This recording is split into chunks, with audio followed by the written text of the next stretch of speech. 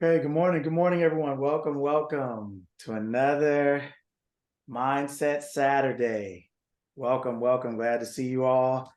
It's my honor and pleasure and privilege to have you all here. So we all come together and reason and continue our growth and maturation and learning how to think in order to live well. So good to see you all. Welcome. All right, gonna get started. So do a little bit of stretching and warming up, so to speak. Okay. Who knows what this is?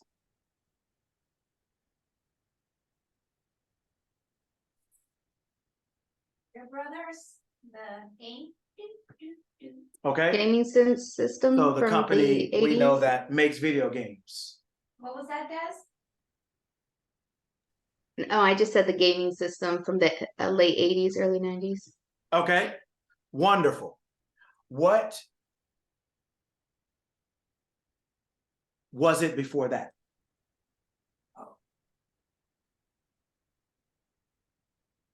Like, what did we use? An idea. Yes, but what was the company known for? This is what it's known for now. What was it known for when it first started?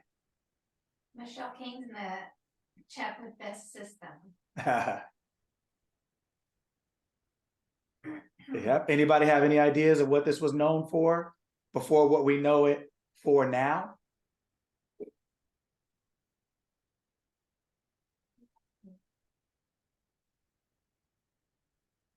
Couple things. Couple things. First thing it was known for, playing cards. First thing.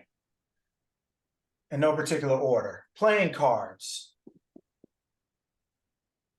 Taxi service.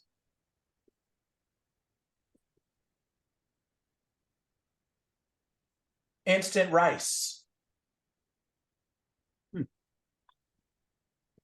Baby products.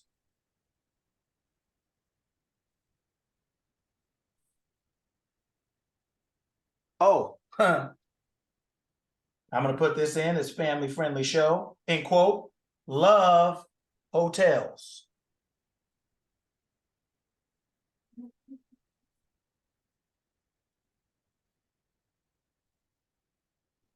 Arcade games.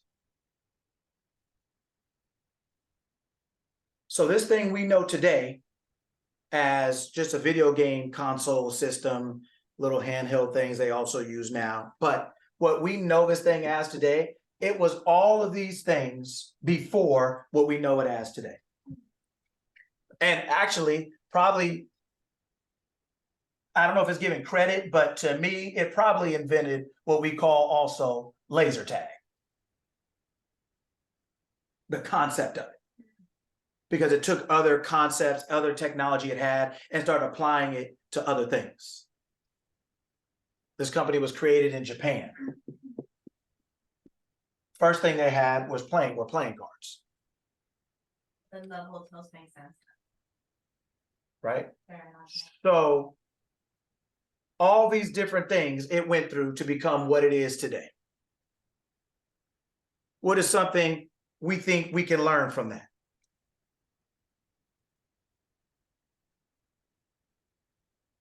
We know it as one thing today. It was all of these things before we know it as what we know it as today. I think it gives value to the importance of pivoting in the business. Michelle put in the chat, we can learn to keep trying.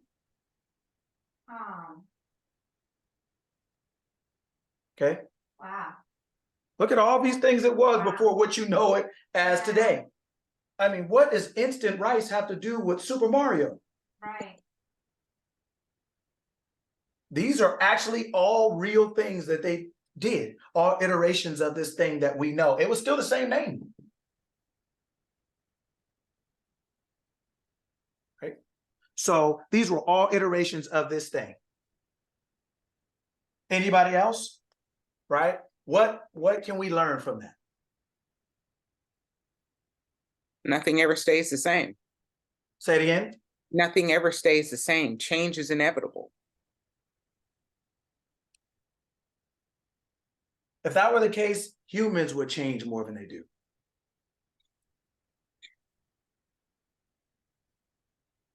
Change, Desiree put an idea is always evolve. voluntarily. You have to make an effort to change. Right. I mean, let's be honest. Look around our lives. Look around all the people in your lives. How many people change? Like actually change, where they're different people, not older versions of themselves. How many people actually change? Not a mood, not a minute, but actually change. Like when you change clothes, you're in a different outfit. How many people change enough for you to see them differently than how you've seen them for the majority of time you've known them? How many people change that much? I take it back. Change is rare. Yeah, take a no, but and why is that? Not Why every- is change? Say it again. I was gonna say not everyone is open to change. That also has a lot to do with their mindset and how they're either raised or what their environment was, or what their limiting beliefs are. Mhm. So I think a lot of it, there's just a lot of variance on why people don't change. Mm-hmm. Well, number one, change is voluntary. Age is not, height is not, skin color is not. A lot of things are not. So the things that we don't have to change, change. But the things we have to change a lot more slowly, change a lot less frequently, because it's voluntary. We don't have to do it. We can change or not. Now there's consequences and outcomes for changing or not, but we can still decide to change or not. Number one. Number two is most people are not motivated enough to change from what they are, because what is next or instead is not enough. They're not happier being something else than they are. They're not motivated enough to be something different than what they are. What they could change to is not enough to motivate them to become it. It's not enough yet. Maybe it's not enough ever. Maybe it's not intense enough where they are to make them do that. But whatever it is not pulling them toward it as much as what they are is pulling them to remain as they are. We have forces on both sides, in the back and in the front. One keeping us where we are, one pulling us to where we want to be. And whichever one is strongest to us, that's the one that we are being most governed by. The desire to remain as we are, or the desire to be something greater. Right? So that's one. Next thing. Did you all know that in the 1980s, Saddam Hussein was given the key to the city of Detroit? I didn't live here. I did He not was know. given the key to the city of Detroit. I never heard that one. Yeah. Like I always tell you guys, everything I say, look it up. But oh yeah, given the key to the city of Detroit. I believe the mayor was Mayor Coleman, I believe. I'm in the 90s percentile. Pretty positive. That was his name. Mayor Coleman. Yeah, look it up. You can look it up while you're on here now if you like. But look it up. He was given Was the key. was he a Motown fan? He was given the key to the city of Detroit because of money he donated to a church there. He donated, I think it was close to $500,000 to some church in the city of Detroit. And he was given the key to the city. You can't make it up. He used to be a homie, huh? Can't make this stuff up. A lot of this stuff that we talk about is because a lot of things that we do, especially before we start the class, is to really open our mind up to things, to really understand that things could be a lot different than we realize or than we know if we're willing to open our mind up, willing to open our, not only our self-concept up, but also the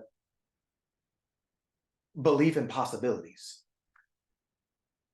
You'd be surprised about what's happening in the world or what's going on in the world, what has gone on, what's going on. Be surprised. You'd be surprised. Just said money is a powerful tool. Right? So everybody thinking there's some kind of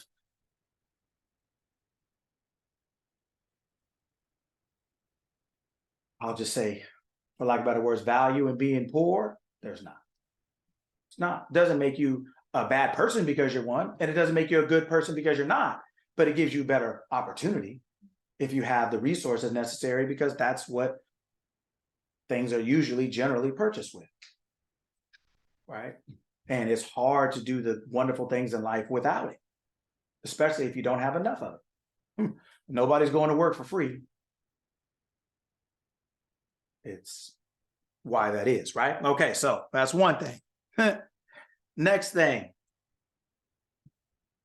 This person was estranged. This person was estranged from their father. I'll just say it's a woman. She was estranged from her father, didn't really know him or know who it was exactly. Had a paranoid schizophrenic mother, was in and out of group homes, orphanages. You can't really be an orphan if you have a mother and you know who it is. You just are separated, but you're not an orphan. But she was in and out of orphanages. She was temporarily adopted by 11 families and given back each time. She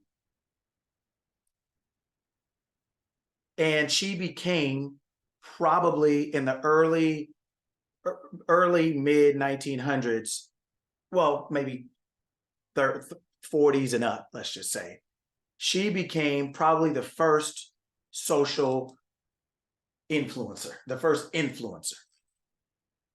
Anybody have an idea on who that is? You said in the 40s? She died in 62. Is it Marilyn Monroe? Marilyn Monroe. Ding, ding, ding, ding, ding. Do I get an A? No comment. Yes, you get an A. You get an A. Right. She grew up basically in and out of group homes, orphanages, run around with different family members here and there, but she was temporarily adopted by 11 different families and given back each time. She was the first social influencer, and her first real influence was from the De Beers family, who basically had, well, not the De Beers family, but the De Beers group. And they basically owned the monopoly on diamonds. So they were the first, they hired her to say diamonds are a girl's best friend. Diamonds, back before that, they created a market for something that didn't even exist. Back in the day, early, nobody was wearing big diamonds. June Cleaver wasn't wearing no diamonds and all this other stuff. Nobody was doing that back in the day. So they created an entire industry out of thin air, essentially. These were your first genius marketers. They created a demand out of something that wasn't even demanded by the people who got it. They weren't even asking for it, and they ended up getting it. But Marilyn Monroe. Look at, the whole point is, just like we talked about last week toward the end, we talked about your boy Napoleon Hill. Look at what he accomplished, even in his ridiculousness. He was running from everybody. He was getting sued from everybody, changing his name, getting sued, divorcing everybody, or he got left by everybody. Every one of his wives were like, man, peace, gotta go. This is church on the move. This is not working out, right? But he was all kind of mess, right? Another person, this person was one of the richest people of our time. Well, well, before any of us was born, but one of the wealthiest people of our time donated to the creation of two universities. Two. University of Chicago, which was originally one of like the first Ivy with Harvard, Yale. It was one of the first Ivies. It was University of Chicago was one of the original, it still is an incredible school academically, but they didn't want to play sports at that level. So they kind of backed out of the limelight because sports and colleges give you a lot of limelight. So, but he created that university and he created another one. He basically was eccentric, super weird, dressed one of his young sons up as a girl because he didn't want to buy his son new clothes. So he had an older sister. So he just used to make him wear her clothes until he got older and things like that. But his father was a snake oil salesman and he didn't want to be associated with his father. So when the press found out about his father, he basically went into hiding as he got older and started donating a lot of money. That's where the University of Chicago came from. And there was another university. It was a black college that he basically started. Anybody have any idea who that is?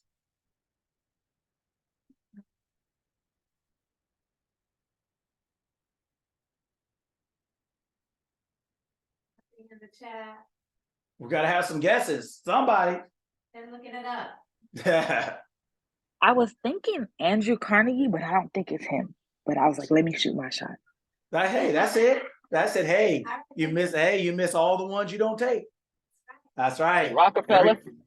Every guy knows that. Say it again. Rockefeller. That's correct. Oh, John D. Rockefeller. And what black Don't sound college so did he tough. create? I'm sorry? That I don't know. He created a black college.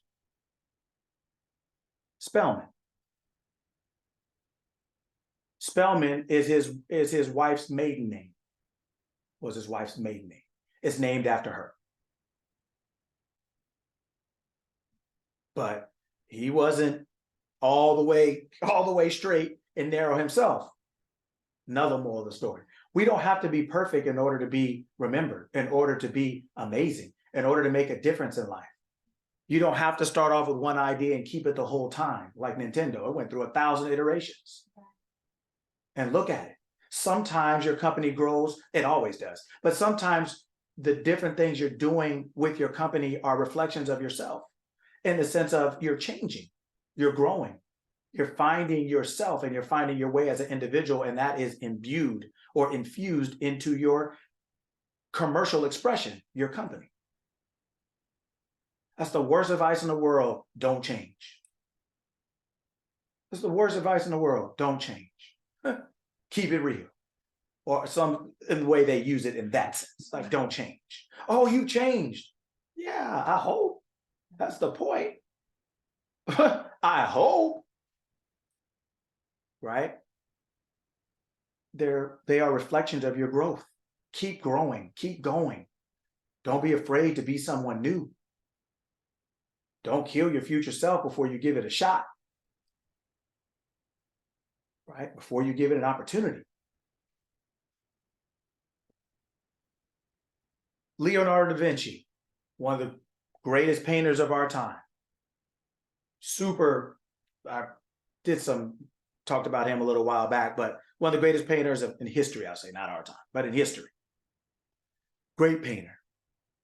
Has sold paintings and is known for things. How many paintings did he sell before he died?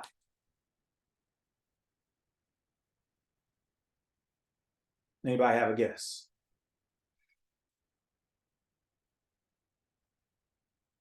say 0. Okay. Anybody else? How many paintings do we think Leonardo da Vinci sold before he died?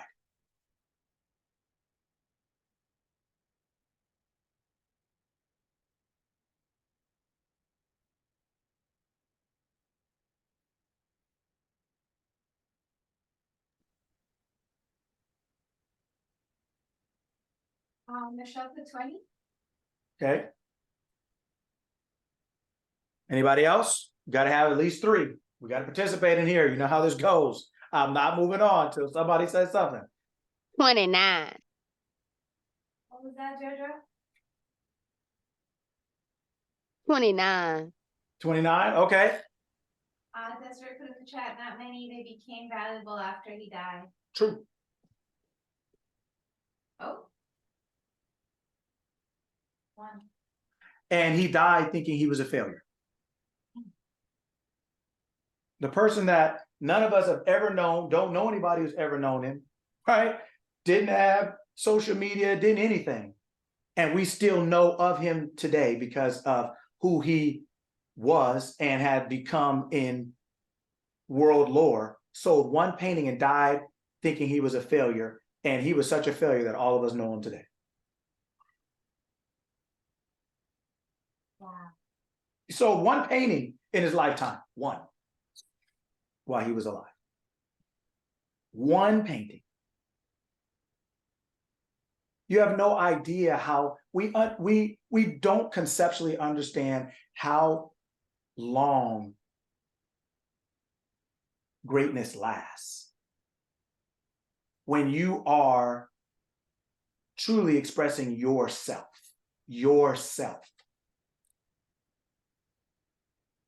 It lasts a lot longer than you can humanly imagine. It goes a lot further than you can humanly imagine. It goes into generations, into centuries. People hear about you. They know about you. They know of you. When you are doing you.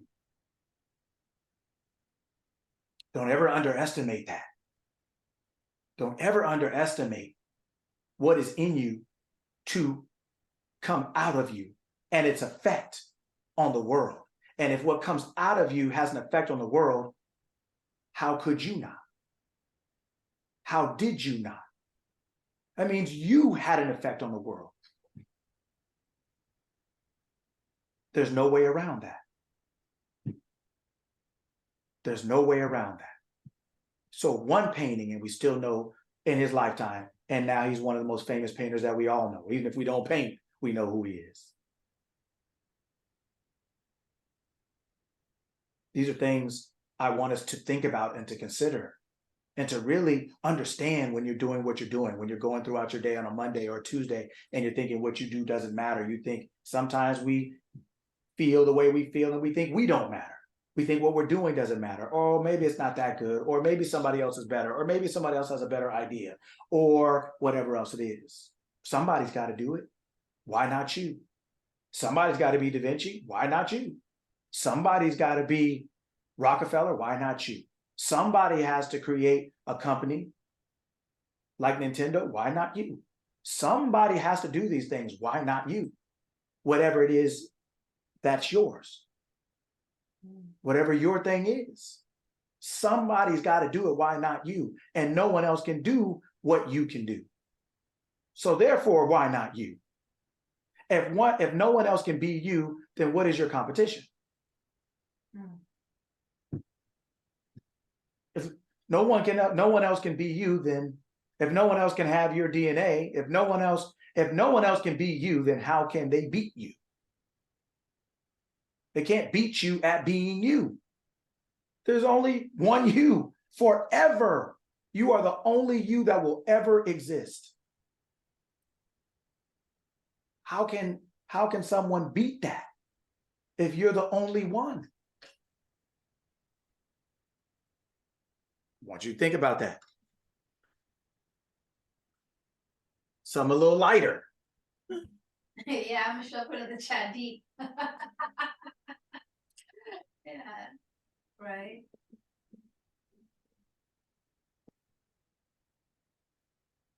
Sunglasses. Who invented these? I have no idea.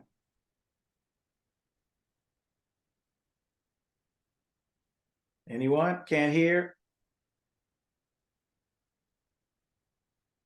Not sure. Okay. I don't expect you guys to know. I want you to guess. Natasha said a black woman. Medea? No. I like that one though. Michelle said Someone with a kid. lot of haters.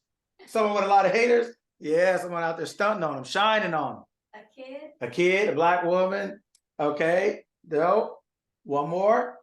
It's good. These are just things I want us to get our mind warmed up so we can think. We got one more. That's two.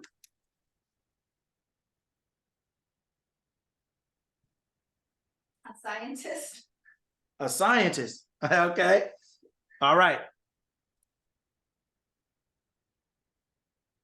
Natasha said a black man. Oh, The Chinese in the 12th century oh dang. invented sunglasses. Anybody know what for? Hmm. I don't expect you to know, but I did want you to open your mind up, start stretching, start warming up. And that's what this couple minutes is for. Deal with fire. Okay. I don't know. Michelle said something having to do with war. With what? War. Okay. One more.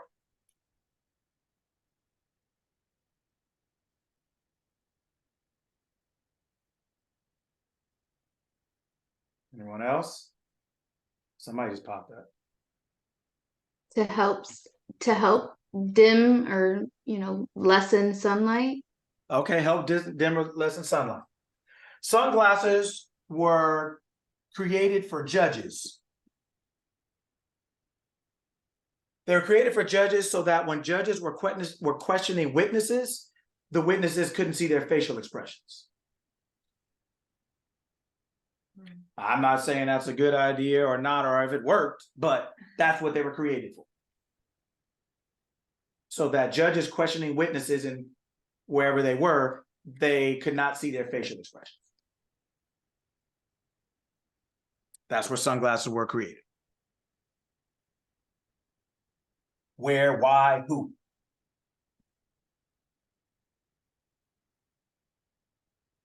The judges didn't have poker faces. That's saying. Yeah, they weren't playing poker. No, they weren't playing poker. Yeah, they weren't playing poker. Okay. All right. Now, so today's class, don't know if you got the email, but called Legos. Everybody knows what Legos are, remembers what Legos are, right? Yeah.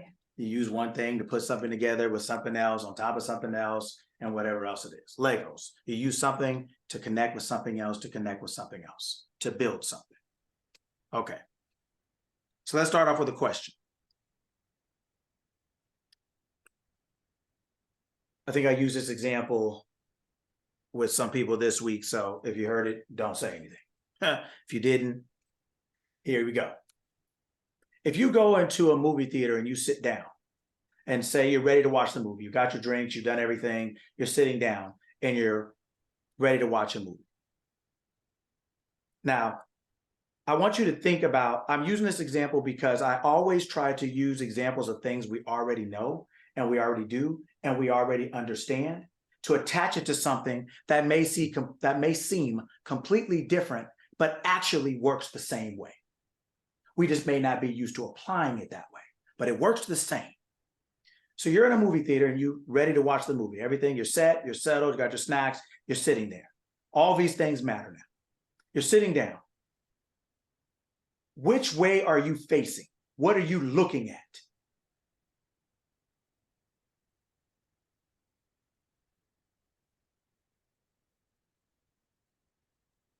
I'm looking at the screen. Michelle put in the chat. This is no, I know you guys think everything I'm saying is a trick question. You get nervous, right? When you go to the movies and you're ready to watch the movie, which way are you facing? What are you looking at? The screen. Screen. Okay, well, come on, man. All right, the screen. Okay, now, let's say you're sitting there, they dim the lights and everything, and the movie is supposed to come on, but it's not coming on. It's not coming on for some reason. what, let's see if we can get it. What's the first thing we do? Say the movie's not coming on. It's dark and the movie's not coming on. You're sitting there. What is the first thing we do when you realize like it's not coming on? You start looking around. What do you do? Michelle said turn around. Isn't that funny? Turn around. What'd you turn around for? But you're right. Tasha said turn around and look at that little window on top. Because the projector is behind you. Turn around. Look at that window on top. You intuitively and instinctively realize, what's the screen got to do with it? It's not going to help me. It's not going to help me. Right? You intuitively, instinctively turn around and you look to see where the picture is coming from. You realize that even though you're looking at this big thing, that you're facing the big thing, you have your back to your answer. Back into it. So you look at the screen and you turn around. So when we talk about, so then what does when we turn around and when we're turning around and we look in that little box, like we said, what is in that box? What are the two things that are in that box? The projector and the movie. Okay. And what is the movie? Like where is the movie? What is the movie? Film. The What type film. of- yeah. The film. What is the projector? What is it projecting? The movie. What's on the film? Yes, using what? Light. Light.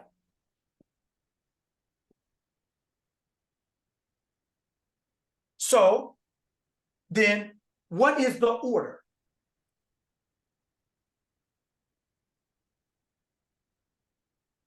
What is the order of this sequence then?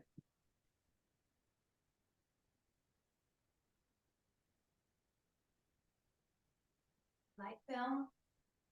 Screen. Light, film, screen. I got another 8. I don't know, you must have been cheating or something. You rocking and rolling, Vero. Let's go. I'll be checking this. There must be some cheating going on here somehow. Something. I don't accept it. I don't accept it at all. Haters gonna hate. That's it. Hey, my hate is strong. I keep my hate in shape regularly. He does. That's it. That's it. Light, film, screen. Light, film, screen. Right? Okay.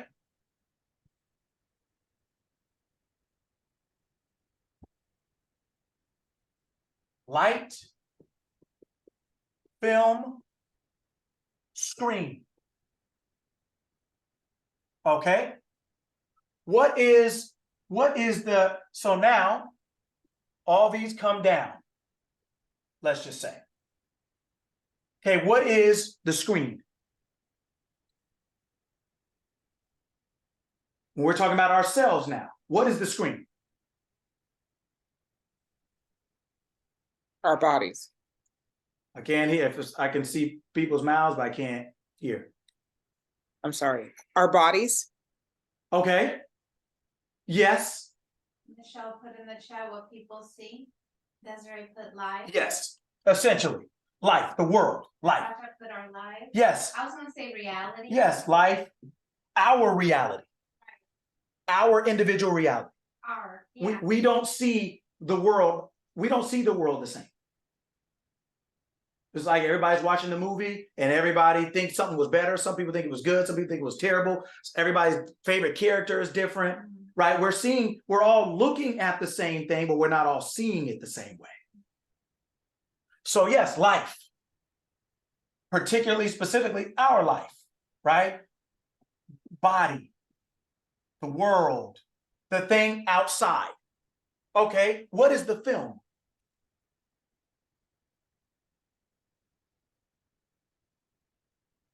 Our beliefs.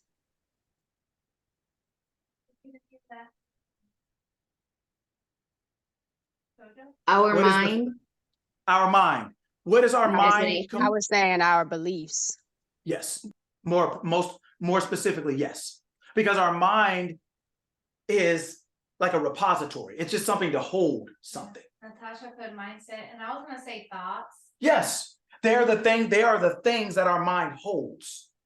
So they're all those things. They are thoughts, Feelings and beliefs. beliefs, yes, feelings, our assumptions, the things that we believe to be true. So then what is the light? The I am, the power we give those things. Okay. What is that? What is the word for that? Our consciousness. Energy. Consciousness. Mm. Nothing happens without consciousness. There's not a dead person, a sleep person, a unconscious person, anyone who does not have consciousness active they're not doing anything. Is that correct? Essentially, they're not, I mean, I don't know, there's some sleepwalkers around. I don't, but we're saying in general, right? They're not doing anything. Right? Consciousness starts the whole cycle. Does that make sense? So we go in light, film, screen. When we're looking at the screen and it's not working, what do? We start going backward, we turn around. But if we look at the film, what is that gonna do? Nothing. Nothing. So then we got to go back to the light. So then we're saying, okay, now we have life. What we're looking at on our screen is just what it is, but it's based on what? Thoughts, beliefs, feelings, assumptions. That is what is coming on our screen. Now, the thing that makes those all possible to come on the screen is consciousness. Okay. Now, let's bring this down.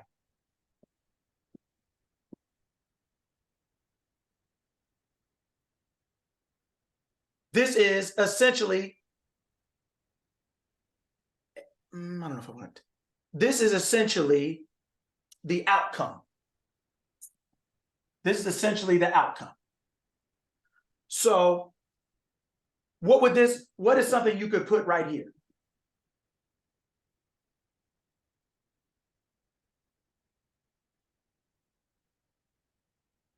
Your bank account? Yes. Our choices. Yes. The balance, I mean. Okay. Natasha put coach in his bag.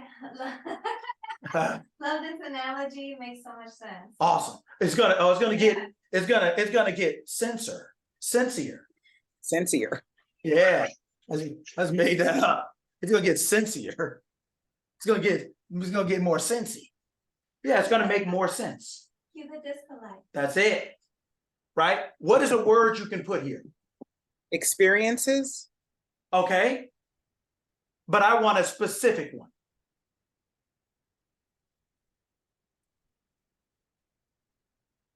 Yeah, I know you don't know, and that's okay. Keep going. Michelle put new word. Sincere. Right? What is a word you can put here? A word. Results. Result. Okay. Let me see. How can I say it different? Because I don't want to give it away.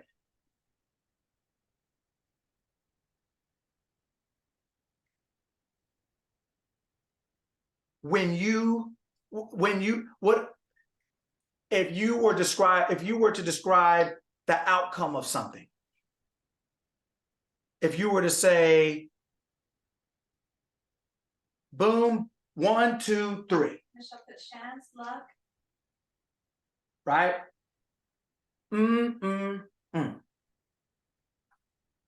What would that be?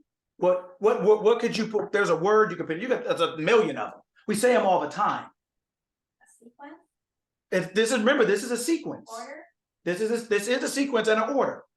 But if this is the outcome, that's the answer? how do you express an outcome? What do you say? What is an outcome that you say? It's done. I believe.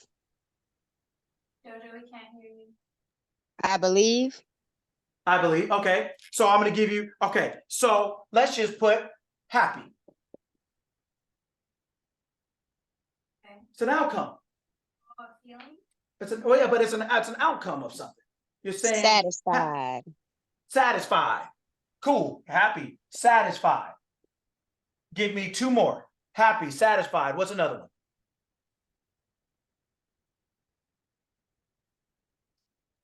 Accomplished.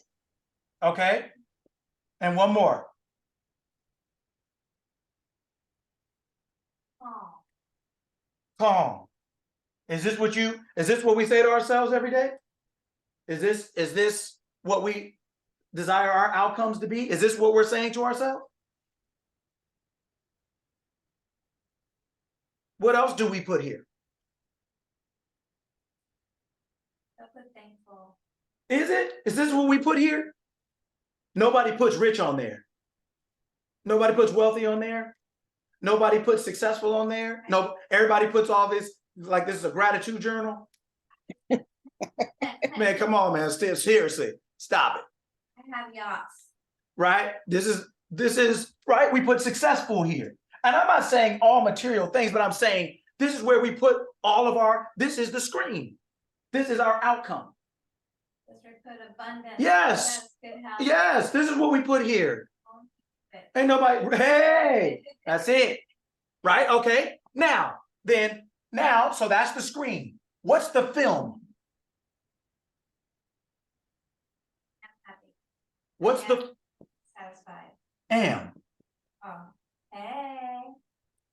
3 A's. Am is the film. Am is the filter. This is what is filtering this out. And so this is what?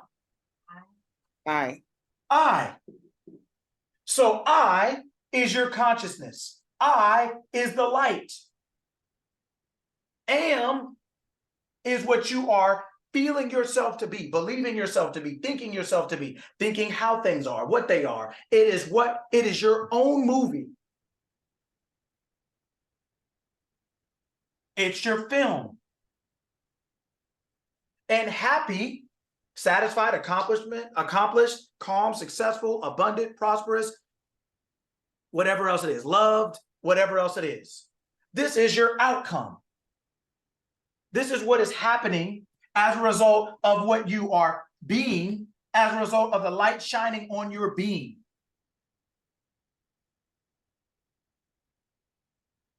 This is you sitting down in the seat at the movie theater, waiting for this to come on. But the only thing that's coming on this screen is what you are. That's it. That's it. And what you are only is possible because of who you are.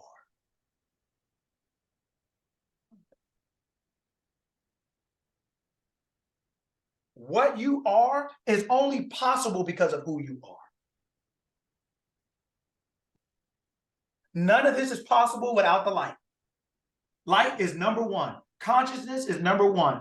I is number one. Who starts the whole process? It does not go from that to that in the sense of when you start this process, you're going this way. When you try to solve a problem, we have to go back. We're saying, what part of this process, where did I go awry? What part of this process am I skipping? Am I not doing properly? Is my consciousness not on correctly? Am I not focused in the right place?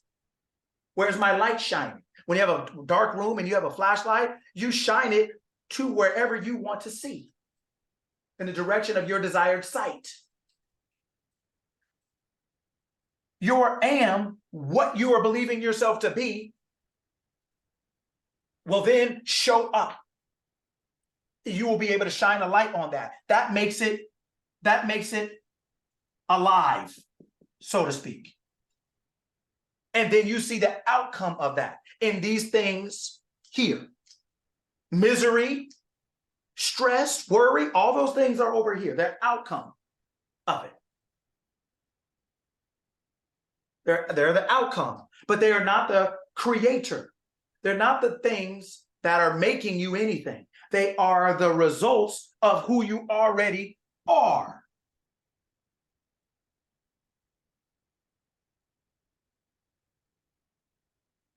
Your consciousness starts the whole thing, the projector. It's projecting light. And it's running that light through a film that is then projected onto the screen of space. Your consciousness is projecting its light onto your emotions, your thoughts, your feelings, your beliefs that then show up on this screen called life, or in particular, specifically, your life.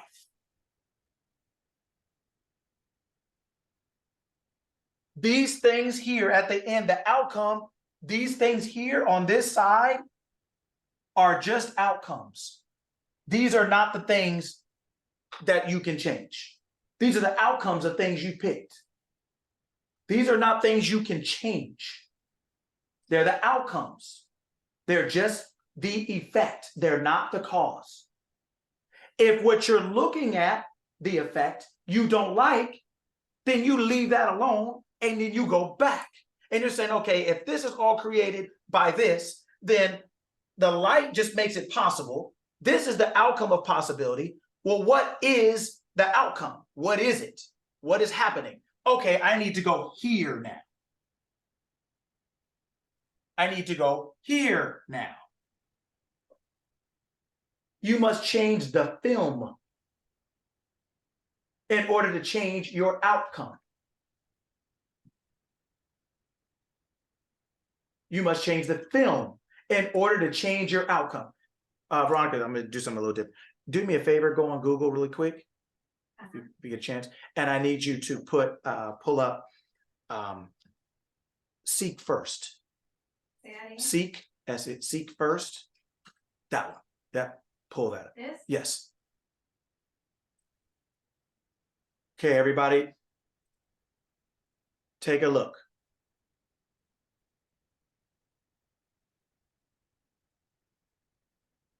That's what this means.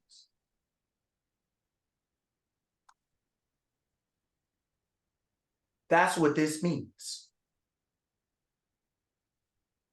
What it is saying is, when it's saying seek first, it's saying your eye, your consciousness, your light is where you start. That's where you start, is there. This kingdom, the I, is within you. This is where you start to change the outcome. Seek first. Start here. Start here. Seek first here. The kingdom of God. Here. That's this part right here. The I part. The light part. The kingdom of God. That's what it's talking about. Then what does it say? Seek first the kingdom of God. That's this.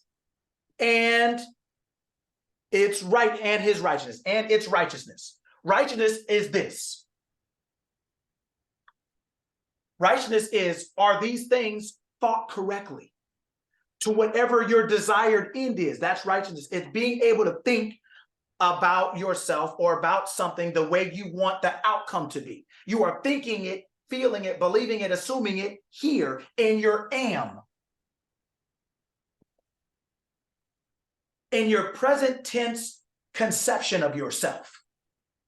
And what you are believing, thinking, feeling, saying, assuming yourself to be. But you can't be without light.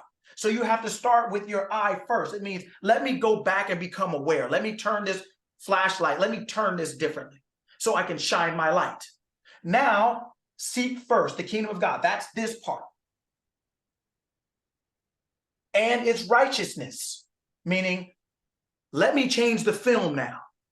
Let me change these things. Once I do that, what does the last part say?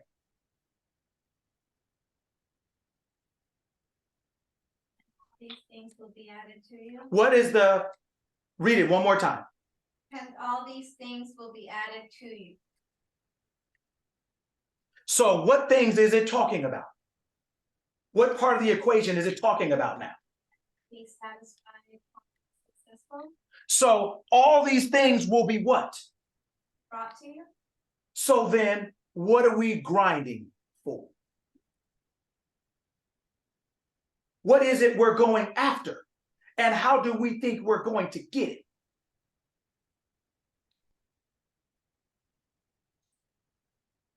If somebody brought you a cup of water, were you grinding? No,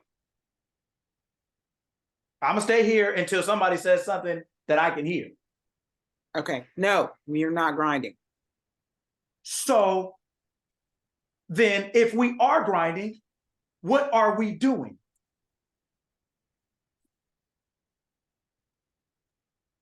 We Pushing are not, ourselves past our limits. We are doing what? Pushing ourselves past our limits. we're not seeking first.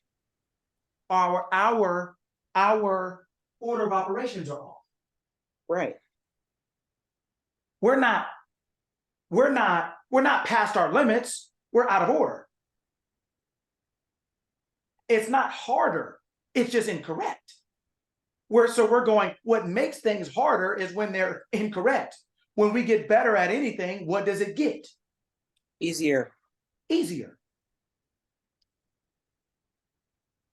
Everything that we're not good at. This is not spiritual and deep. When we're first get on a bike at 3, 4, 5 years old, it's tough. It is tough. It's hard. It's just a lack of experience. It's hard. But when we get on there 6 weeks later, that same bike is easier. The bike hasn't changed. We have. Our understanding of how to operate something has changed. Therefore, our ability to get our desired outcome is easier. What we're talking about here is a process and an understanding of the process. The process is, if that screen and you sit up on, when we started this, when you sit down at that movie theater and you're looking at that blank screen and nothing is happening, we do what? What do we say we do? We turn around and look back.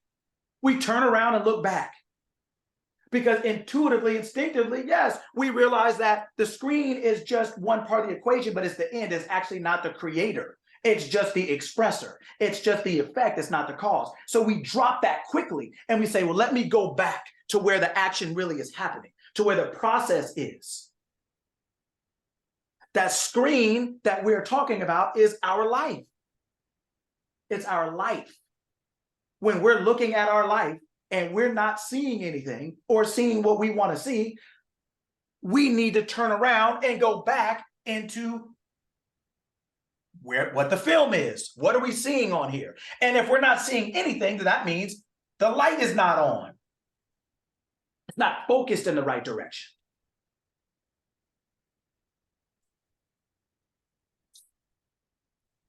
It's not about more work. It's not about harder work. It's not what it's about. When you follow the process, what does it say? Pull it up again, please. When you follow the process, what does it say? Somebody read it. All things will be added unto you. Added. That means you didn't have to grind. You didn't have to go find them. You didn't have to look for it. You didn't have to know the right person. You didn't have to do this or that. You didn't have to do that. Now you can. You can. Do me a favor. Go to maybe 30, 6:30. Yeah, so go to full chapter. Oh, yeah, that's fine. Go to full chapter right there. Right under to your right there. Yes. Okay, scroll all the way down to maybe 27. So I want them. Close your eyes, y'all. So let's see. Okay, so okay. 27. Let's see. Okay, go up. Okay, let's see. Okay, you go to 30. Okay, so all right. So okay, so go to 30. Okay. So what does it say? It said, if God so clothes the grass of the field, which today is alive and tomorrow is thrown into the oven, will he not much more clothe you, O you of little faith? Therefore, don't be anxious, saying, what shall we eat? It didn't say you can't be. It's telling you to make a decision. But you can't make that decision without having the thing before it, which is faith. And faith, another word for that, is understanding. When you understand something, you don't have faith, you have knowledge. You just know it. You know it so. 2 + 2 is 4. I believe it is.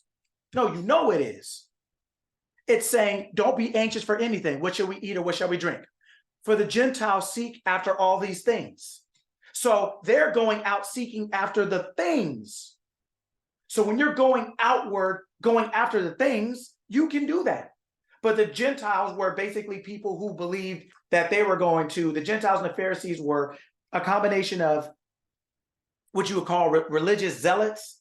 They were litigious. They were, you got to wash your hands to get into heaven. They believed in getting into God's good graces by their work, by how holy they were. And they were, you want to talk about judgmental and critical. These were the OGs of it.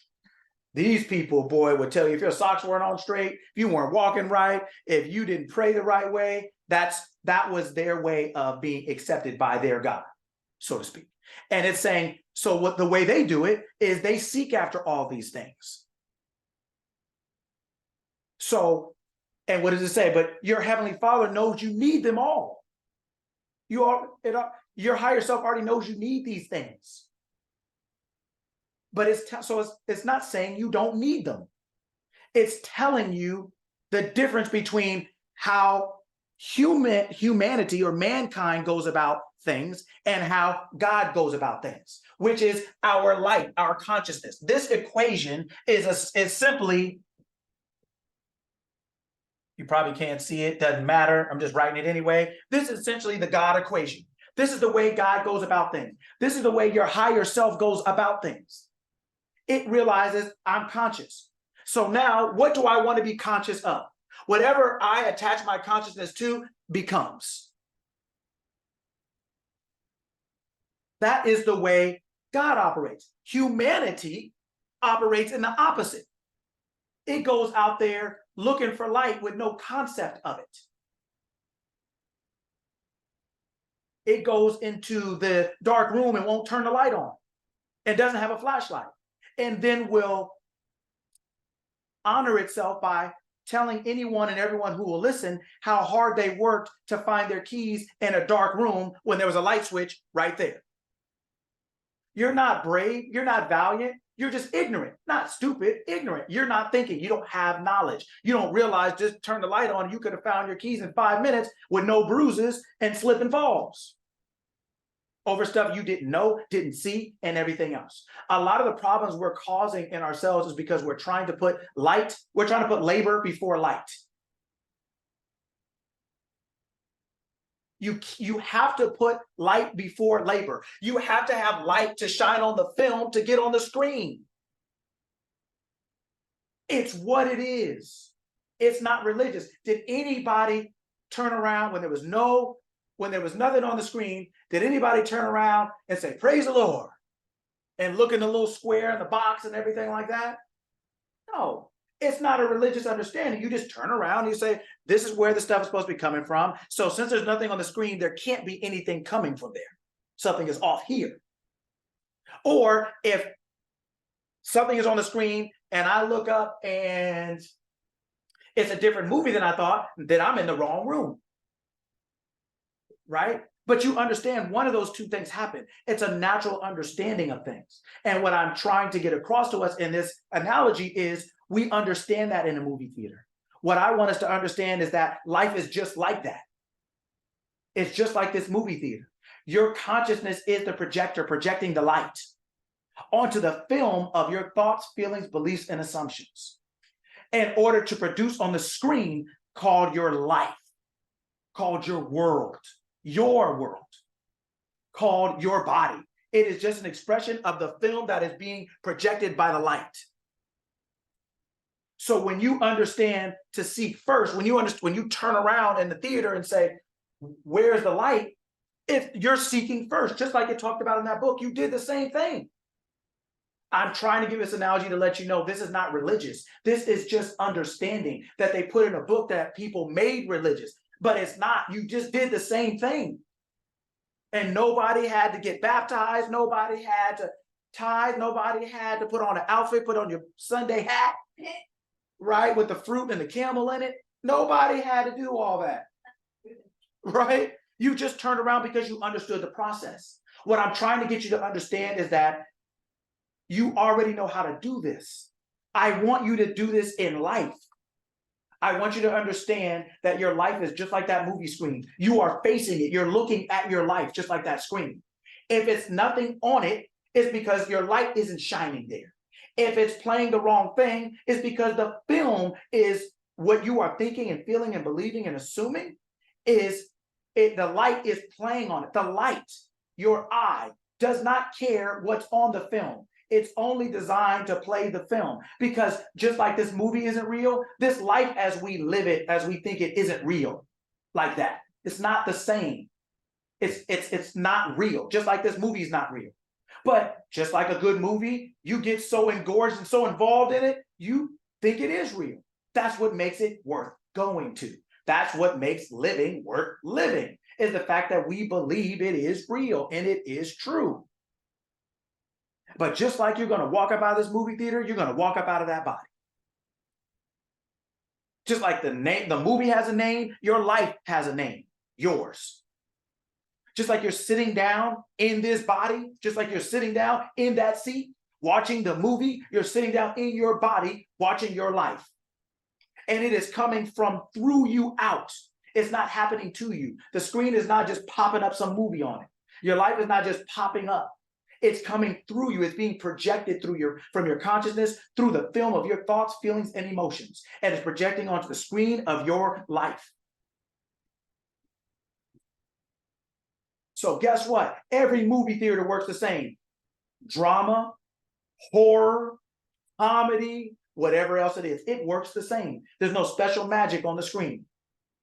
It's the same thing. When you're watching the screen of your life and you feel horrified, or it's dramatic, or it's funny, or it's sad, that is coming from your film being projected by your consciousness onto the screen called your life. Do we understand that? Is this making sense? Yep. Is everyone getting what I'm saying? Yep. We picking up what you're putting down, coach? There we go. Yeah, okay, I got to hear a couple more people. Is everybody understanding what I'm saying? Loud and clear. The chat, you have Natasha, yes, sir. Monique, absolute, says, and Sparkle Bailey, fire emoji. Okay. It's important. It's important. I want us to understand it, because then, just like the movie theater, you'll know where things are coming from. And you'll turn around and you'll look back and you'll say, oh, this is where I need to change. Natasha said you hurt my feelings, but in a good way. Right? And Amanda said, yeah. Right? You'll look back and you'll say, it's not the screen. It's not the screen's problem. Let me look back and see what's happening. I want us to understand that. If we can understand that, we'll know, just like it talks about in that book, seek first, go backward. If this is not some kind of holy service, this is not something to make you feel good while everything is going crazy. This isn't something to be weird. This is something for you to understand how to apply. Turn back and say, the projector's up here, the film is up here. There must be something going wrong here if nothing is going on the screen. Or I must be I may be in the wrong movie theater because this movie is not it. You ever walked into a movie theater and just pick and actually open the wrong door and you look in, you're like, oh yeah, that's not the right one. Mhm. Yeah, because you're realizing what I see, this is not what I wanted. So then I'm going to walk out. It's the same thing on your life. If what you're looking at is not what you want, walk out. That means in your mind, back up, turn around, go back in, and start and go to a new theater with different thoughts, different beliefs, different feelings, different assumptions. That's the only way you're going to see a different movie. But everybody up here wants to get another, oh, you know what, this screen isn't working, I'm gonna put another screen up. So now you got 15 movie screens in a dark room and still no projection coming. You keep going outward, nobody will say, well, this screen's not working, let me go buy another one. Let me go buy another one. Right? It's not going to project anything different. It's still only going to project what's on the film. And the light is still only going to project on the film. It works the same way no matter whether you're watching a drama or a horror film, a comedy or an action film. It doesn't matter what your life looks like, it's operating the same way. You have your consciousness, you have your film, which is your set of thoughts, feelings, beliefs, assumptions that are shining onto the space called your life. And the movie over 2 hours is called what? The movie over 2 hours is called your what? What is that? The movie playing over time is called what?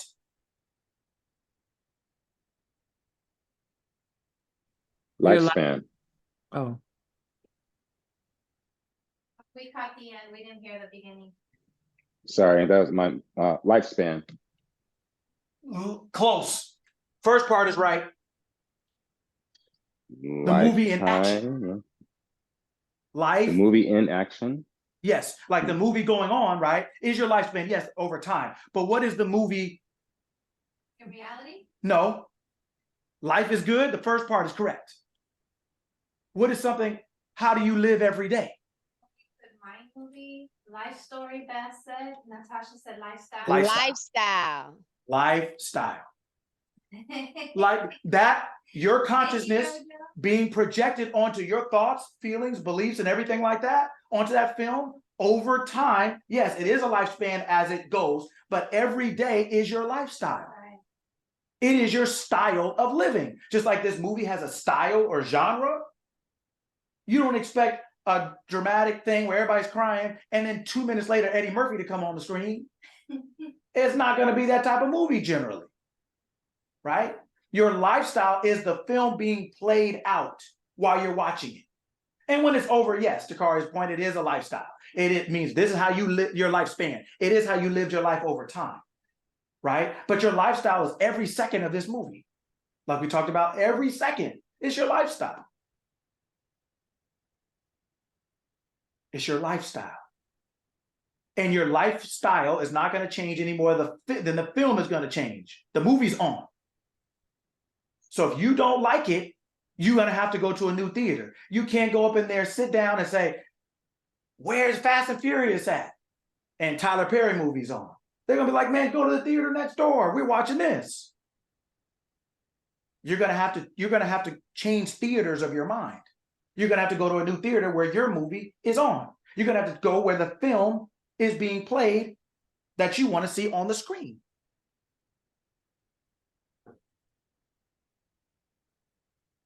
All right, we'll take a quick break for a second. Now, what does anybody have to say? What do we get from that? What do we think about that? What do we understand about that? I'll go. Can you hear me? What was that? Say, can you guys hear me? Yeah, we hear you. We hear Yes. I'm driving, so I'm in the middle of, I don't know, somewhere on my way to Dallas. But my takeaway from that was that, real talk, that I'm out of order.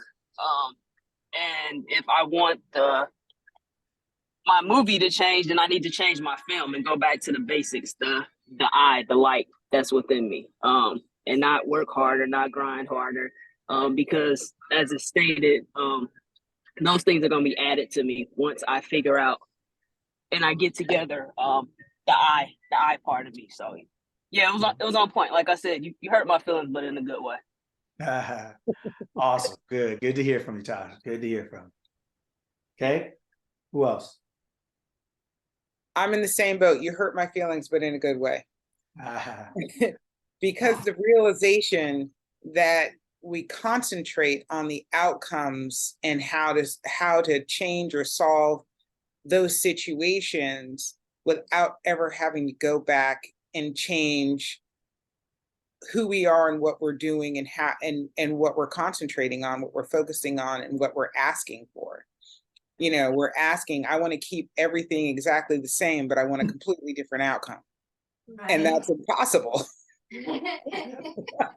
Right. yeah. Absolutely. Absolutely.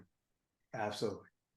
Absolutely. So, and it shows up in so many different areas now that I'm thinking about it, you know, you keep saying answer the questions, and in my mind I'm thinking, and I'm like, there's so many scenarios that you're pointing at one thing, but they affect so many different areas of life that my brain gets flooded with, oh my God, the list of things you have screwed up. You know, just because you're not thinking about this in the order that it should be in. You're trying to solve the end without solving the beginning. Mm-hmm. Mm-hmm. Absolutely. There's one sun. Look at how many different things it warms up. Look at how much light it gives to so many different places. It's one thing that affects everything. Literally. Everything. Look at how many different things you can do with the sun. Grow your grass, grow your vegetables, tan yourself. You can heat something up. I mean, people sometimes you see people on YouTube or whatever cooking eggs in hot weather. Man, it's so hot out here. I can put these eggs on the ground and they'll fry, right? In the sense of, look at how one thing has so many different effects in so many different areas of life, but it's still just the one thing. And that is our consciousness. It affects every area of life, even though it's only one thing. But wherever that light is shining, that is being lit. That is being awakened, enlivened. Absolutely. Yes. Anyone else before we move on to the next part? Anyone else? Yes, Coach Lucky. I was having a phone call before I joined y'all this morning, and it was a 50-50 phone call. Basically, there's this adopted title for 50-50 in our culture today where women and men share bills or they split bills. Okay. And there's like this ongoing debate about, you know, I'm for it, I'm against it, blah, blah, blah. Okay. Ever since I was a little girl, I knew that I was designed to be a rock star of some sort. And I also knew that providing, when it came to finances, providing was not something that ever came natural to me. It was never introduced to me as a child. You know, one day you're going to have to provide in this way, blah, blah, blah. And so I grew up taunted, teased, discredited, and all these things because I stayed true to, like you said, seek this part first before you go do the labor, like seek this part first. I was humiliated year after year after year for being true to what was organic to me, which was to be protected and to be provided for. And when I sit on your calls, or I sit in other calls that are like similar mentors, it's always this constant reassurance that it's okay to be the way you are. It's okay to be the unique thinker that you are in a world full of robots. Like you're saying, this is not really real. I already understand that. I get that. And so there's no need to debate. There's no need to really express unhealthy anger or disdain or anything like that, because none of this is actually truly real. We're all just watching what our conscious is playing out, and we're choosing our conscious thoughts. And so a long time ago, I chose to be a soft woman, but I allowed life to make me hard. I allowed life to make me complex, and I didn't understand everything I needed was already built inside of me. I just needed to be reintroduced to what I already knew, what I came into this world knowing already. And so just hearing you speak this morning provides kind of sort of like a blanket for what I already knew. And like I said, I just got off of this phone call, and it was somebody important in my life that I was speaking to. And I was able to communicate my message in a much more gentle way than I used to in the past. And just understanding my role as a femininity coach is to help my sisters understand their value it literally in your mind, when your mind tells you, you know, there's just something about this that stresses me so much. I don't like that stress. My job is to help you understand how you got there and how to take that stress off your shoulders. But I can only help people who are willing to seek first instead of labor first. Seek first. Because like as Leslie was saying earlier, you just think about the checklist of things that you screwed up over the years because you didn't know this information. So being soft and being taken care of to some degree is a part of that as well. Like we screw things up just by being too labor ready. You know, we mess up our own smooth paths in life when we are just so ready to just fix and provide and do things like that. So as you were speaking, I was just like, man, like I love this space and I appreciate your words and your messages and everybody's just being here and contributing. It's okay to not know. I'm really talking about myself. It's okay to not know. It's okay to need direction. And this is just a safe space for me to open up. So that's where I'm coming from when I speak. I appreciate it. Thank y'all. Thank you. Thank you. And that's anybody else before I get started? Because that's going to kind of dovetail me into the next thing. But I want to make sure anyone else have anything because we went on for about 40 minutes. So I want to make sure everyone feels good and has an understanding. Yes, good morning, everyone. I just want to jump in. This is Monique, the coach. Morning. First of all, thank you. My pleasure. Can you hear Thank me you. okay? Yes. Yes. Okay. I just wanted to say this is just confirmation for what I've already decided to do, which is to get back into what I've been grown and raised in, which is the word, and to study the word for myself. And I've been tapping into Myron, who also teaches the same thing that you're teaching, that the book is the foundation. It's not a religious book or not religious context, but it is a blueprint for life.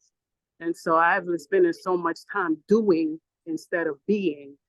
And I'm now, this is just confirmation, be instead of do. And I just wanted to say I appreciate it. And the light went off with your message this morning. So thank you. Awesome. Pun intended. I like it. I appreciate it. Thank you, Monique, for coming. I appreciate it. Definitely. I appreciate it. Okay. Anybody else?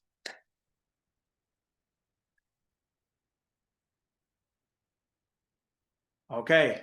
Going now. It's halftime. Now we're coming out of halftime. Well, both of you said what all of us I think are getting in our own ways, and what both of you last two ladies said is dovetailing into the second half, which is there is a difference between from and through. There is a difference between these two words.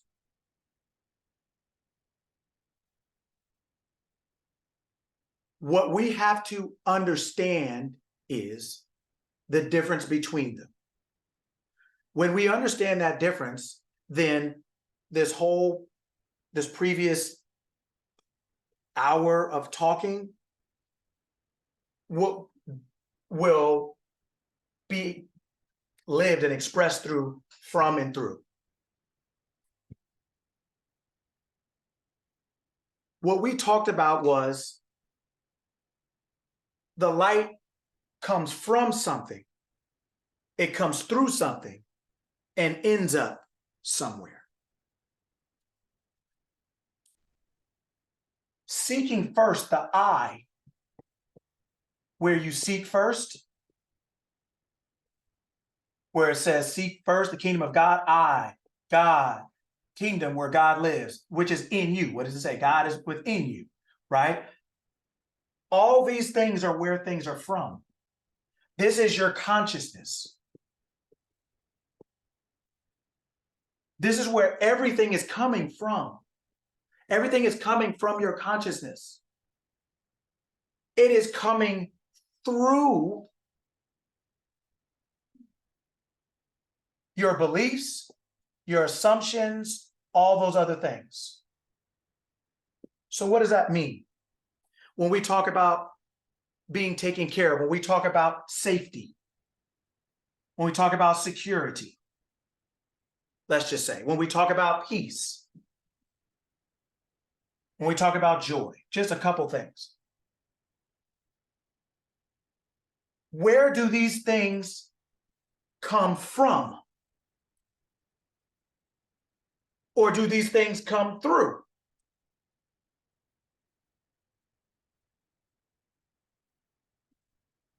We all want these things. How do we get it?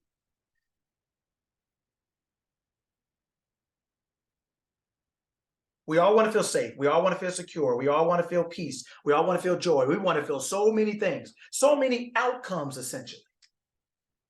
We have to consciously make an effort to do it. Okay?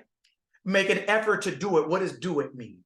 We have to consciously make an effort to feel safety and feel happiness. And Okay? How do you feel safety and happiness? How do you do that? in your mind, So where is your mind? within. In. Mhm.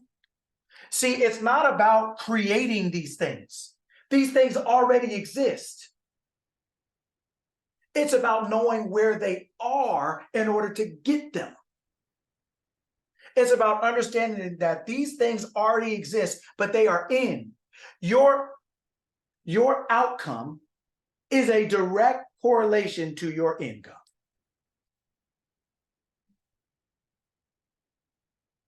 Meaning when you were looking at that screen and there was nothing on it, you turned around and went in. In is always before out. So if you want to physically feel these things, safety, security, peace, and joy, you have to realize that they are first, they already exist, they're already created, but you have to turn your light onto them. You have to become aware of being, just like Monique talked about. Become aware of being instead of trying to do. We try to do things to get. That's what the Gentiles do. They're seeking after, going after things. They're like LA. In LA where I'm from, there is a car chase every hour. And it has been happening for decades. And there's a car chase every hour. And each car drives like they're going to be the first one to get away. They do it every day, every hour. Right? And so we are almost like the police chasing these things. We're chasing everything. But we're literally chasing everything. We're only missing the siren and the outfit. We're chasing everything. But that's what the police do. That's not what you do. That's not your job. Well, that's what humanity does, but that's not your job. Your job is to understand that all these things already exist within you and to now turn your light to where they exist because you understand that they come from you. Now they may come through something. Here's an example. My concept of wealth, what mine is personally, is expressed in all the things that are, in all the ways that it's able to come through something. It may come through winning the lottery. It may come through a job. It may come through an inheritance. It may come through a discount. It may come through an upgrade. It may come through something just coming free, somebody giving me a free lunch, meaning my success comes from me, but it also can come through me or through other things. It can come through other things, other people. Give you an example. Where can bad news come from? Where can bad news, let's say, come from? Like, where can bad news come from? How can we get bad news? The news, people, okay. The news, media, okay. Anywhere, inside, bad thoughts. Okay, anywhere. So do we ever assume that our good can come from anywhere? No, not often enough. Not often enough. We don't consciously do it. But when I said, where does bad stuff come from? Look how quick we said it. Right? What's up, bro? Good to see you. Right? Look how quick it comes. Bad news can come from people, places, situations, circumstances, conditions, things. Boy, we named them all off. Where can good come from? Crickets. Right? It gets crickets right quick.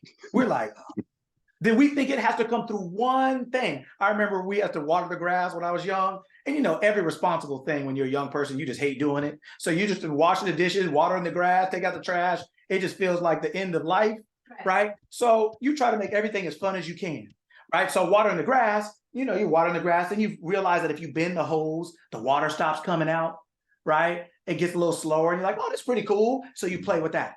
My point is that when it's bad news, boy, it's like water running through that hose. It seems normal. Good news, we literally pinch the hose. We suffocate it off and act like it can only come out a little bit of time, and we better be grateful for every drop. But boy, bad news will come in a flood, and we got to pray for every drop of good. That's not even sanity. That's not even sane. How can bad news come in a flood and good news come in a drip? It's just a matter of our assumption. It's a matter of what we believe to be. It's a matter of how we think things are. We've been conditioned to think that things have to be hard in order to be honored, respected, appreciated, and all the things. And that's not inherently true. That is conditionally true. We have conditioned ourselves to think the harder we work for something, the more value it is or value it has and everything like that. But that's just because we've been conditioned to believe that. That doesn't mean that it's actually, there you go, somebody got to do it. I point at the gym. Somebody got to do it, right? So we've been conditioned to think that it has to come through some kind of laborious, Herculean, cataclysmic Armageddon. But all the bad news could come. Oh, my cousin can tell me the news. Look how fast we rattled it off. And what I'm saying is there's a difference between from and through. Your wealth is a state of consciousness where that you shine your attention on. And then you say, I am wealthy, let's say. When you're saying that, you're saying my wealth comes from me. Now it can come, now the expression of that can come through 1,000 different things. It can come through your job, it can come through the lottery, it can come through an inheritance, it can come through 1,000 different things. But what happens is we mix these two up. So when we start seeking, we start thinking our wealth comes through something. So we think it comes through a job. Well, if we want to get wealthier, what do you think we do then? If it comes through a job and we want to make more money, what do? Hustle. We got to hustle, a side hustle, grind, 4 jobs, work all night, and everything else. These are the people who are seeking, they're constantly chasing. The people who know it comes from, that it's a state of consciousness that's expressed through people, places, situations, circumstance, conditions, or things. Any opportunity for my wealth to express itself, it will do so. In whatever way, and the most effective and efficient way, because it's my I. It's my higher level self saying, okay, this is what we believe ourselves to be. What's the best way to get it to me as I am? Oh, okay, I believe in winning the lottery. Cool. Then that's the best way to get it to me.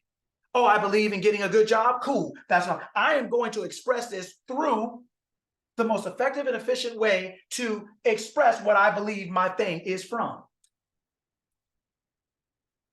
When you believe it's from your I, all these things will be added to you. Ideas, people, places, situations, circumstances, conditions, and things you couldn't even imagine would happen. People you didn't even know were alive. People you didn't even know existed. People you thought hated you. You'll get a job that you thought you didn't have the qualifications for. You'll have a car that you didn't think you had the credit for, because you're assuming your good is coming from your higher self, from your consciousness of seeking first, of being, like Monique is saying, and like Sparkle was saying, of realizing who you are, being so that you can become. Being so that you can become. Being. Consciously assuming yourself to be, this is who I am. Then I will physically become. From is where it is. Through is how where it is or what it is expressed. When you know that you are safe, secure, peaceful, joyous, joyful, the outside world doesn't condition that or doesn't get to change that for you. It can't be taken from you. It wasn't given to you by the outside. It was conditioned. I was made aware that this is who I was. I shine the light on that and say, this is who I am. So therefore, this is where it's coming from. So if it comes from the inside, how can it be taken from the outside? It can't. Wherever it comes from is the only place that could take it. So when it comes from the inside, when you assume yourself to be, that means that is what is going to happen on your screen of space through whatever movie screen is necessary. Through whatever circumstance, place, person, condition, thing. The physical world is only used to express your mental world, the non-physical world. A knife doesn't use itself. A fork doesn't use itself. A marker doesn't use itself. It's being used by someone, by a mind. And so the mind is using it to express what it's thinking. You are using the world to express what you're thinking and feeling and believing to be true. That's what you're using the world for, just like you use a knife, a fork, anything else. You're using this job to express your thinking. But once you identify the difference between from, I get my wealth, my health, my this. Once you understand that I get from me, then now I realize that I'm not using a job to get something from. I'm using the job because that's where my wealth, this is one stream that my wealth is going to come through. But your wealth can come through any of these things. When you understand that, then you understand the only thing you have to do is seek first. It means seek first being wealthy, seek first being healthy, establish the consciousness, your awareness, turn your light onto that state of being. And that state of being will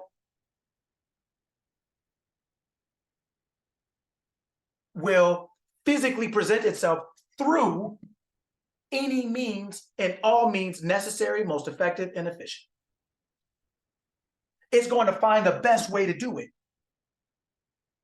Water's all throughout your houses where you all live. Water's everywhere. You can take a shower. You can use the bathroom sink, the kitchen sink. You can use all the bathrooms you have. Any place water can come out of. It's still one thing, water. You just have more than one place to get it from. So it's not coming from the sink, it's coming through the sink. That's different. Your water does not come from the pipe, it comes through the pipe. You don't think so? Go to Lowe's and go and get you a little faucet. And then go get in the car and just start going like this and see what comes out. Go on and get you a pipe, put a whole thing together.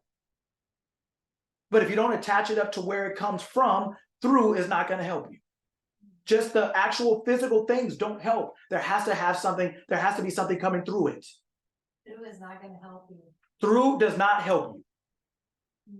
From is your source. From is your God. From is your consciousness. From is your light. Through is the body. Through is the car. Through is the faucet. Through is the idea. But where does the idea come from?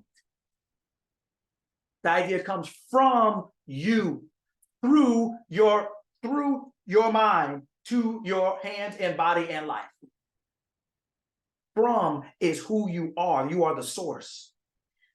Monique just put in the chat right before he said that from is your source. Yes. If you understand that, guess what? Then you realize if from is your source and from can do anything, then guess what? That means you can have anything.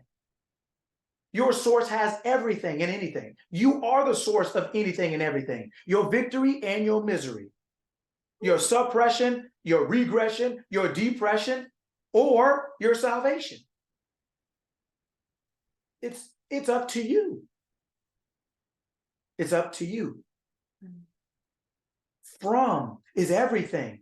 People are so worried about through. It's not who you know, it's what you know. Well, you know, it's not everything. Well, you know, you got to do this, you know. But all they're doing is looking at all the effects. And they're saying, if I go here, well, if I know this person, if I talk to this person, if I can convince this person, if I can just get to this person, those are all through.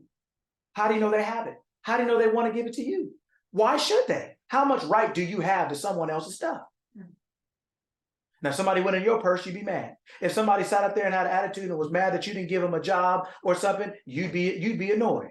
But we think we have the right to do something to someone else, but only in our own fear and ignorance do we believe that. Our salvation comes from one place and one place only. Not 1,000. If your job was your only source, what happens if you quit it? Or what happens if you get fired? Don't you still have to live? Don't you still have to eat? You don't stop those needs or those requirements, so they still have to be met. So you go to another one. or you find another way. The point is there's always another way, but your consciousness is always finding the best way to express itself. So if you believe money's hard to make, it will when you get fired. If you believe money's hard to make, it will when you have to work 80 hours for it. If you believe money's hard to make, it will when you got a side job and a side hustle and a grind and a regular job. It will. Everything in the physical world is used to express what you're thinking, what you're believing to be true, to express your identity. The screen is used to express the film and the light. The film does no good without a screen. Right? And the light is no good without film in the sense of it's got to have something to shine on. Otherwise, what's the point? When you understand that order, your safety comes from you. It may come through a seatbelt. It may come through a lock on your door. Why do you think people created locks? It's an awareness of safety. People create physical things as an awareness of their consciousness. So that consciousness is the creator. So that's why when you are creating something on the inside, it can't be taken from you. It doesn't matter whether if you are aware of being wealthy or healthy or happy, if you make a conscious choice to realize, I am going to decide I am this thing. And I am not deciding that based on what the world is saying, doing, believing, what the physical is the screen. The screen doesn't make anything. The screen can't help you.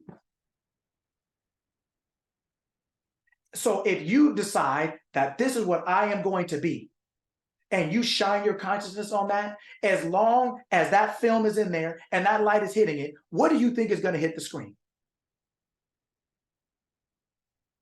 So if you shine your consciousness by saying, I am wealthy, and wealthy is the film, as long as that light is shining, meaning as long as you're alive in this physical body, and that light is shining on that film that you have assumed that you created called wealth, that thing is going to go over and over and over your lifespan.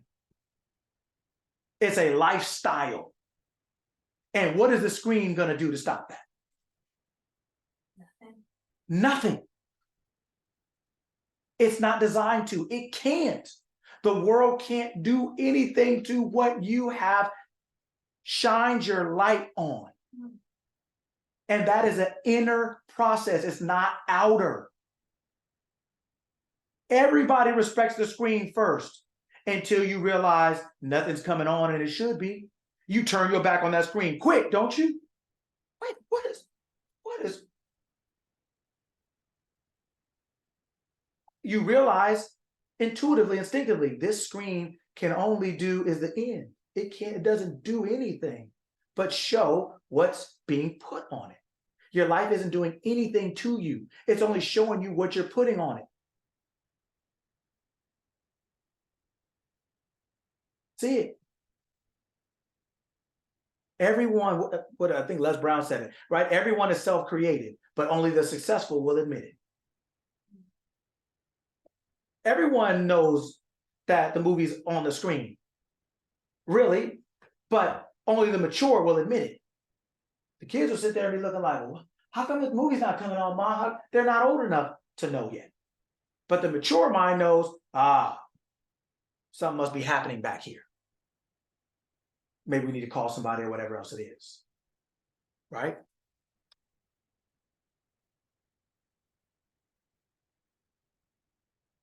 All right. Okay. Happy. What goes before that? B. I am. What goes before happy? B. Okay. So am. Be. Okay. Am is being. Okay. Am. Okay. So what goes before am? I. Okay. Now, can you swap this out? Yeah. Okay. So now, what do you want to say now? Wealthy. Okay. Okay. Healthy. Okay. Vibrant. Say it again. Vibrant. Vibrant. Okay. Now watch this. So all of these things are contingent upon what? You, self, Okay, a contingent upon what? What does it say on this Self. board? Huh? it's But- contingent upon Your self, like, mindset, My thoughts, No. feelings, and beliefs. your Yeah, mindset. so yeah, so don't complicate it. Look at the board. These are contingent upon what? Am.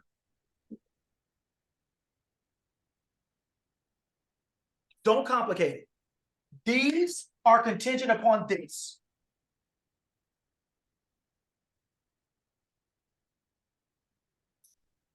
Am. Let's see. Was. Is. These are, let's just say these are swappable. Is that correct? Yes. Okay. So then what is this contingent upon? I.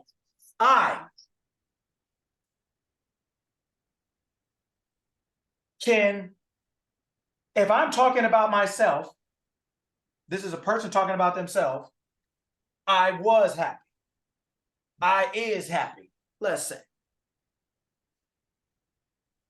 These are swappable. These are swappable. This isn't swappable. So this is what you call the kingpin. Literally, etymologically, the kingpin. It means the piece that everything, that the centerpiece, the thing that everything rolls around, rotates around. It's the integral centerpiece. It's the kingpin. It's the thing that everything centers around. Everything, this thing has to be in place. And so these are swappable. So this is your I is essentially your power. This is essentially what you are, this essentially is what you are believing yourself to be. This is essentially what you're saying is happening right now. This is essentially kind of the tense and what you're deciding to identify as. And then this is the outcome of that.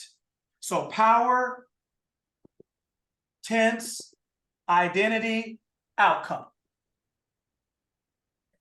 Does everyone understand that so far? I do. Run it Yes. back one more time, Coach Lucky. Okay. All of these are swappable because they're only outcomes, so you can pick them. These are movies, comedy, drama, everything like that. These are the outcomes. The comedy, drama, the outcomes are based on the film. What it is, you are, the is, the was, the am, the tense, the identity. And this is based on the light. This is your power source. This is what makes everything possible. Everything is possible on this side. Does that make sense? Oh yeah. Yes. Okay.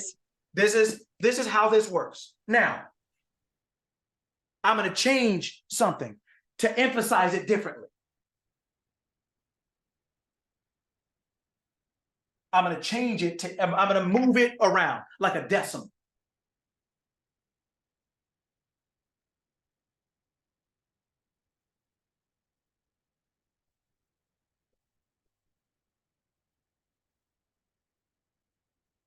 Okay.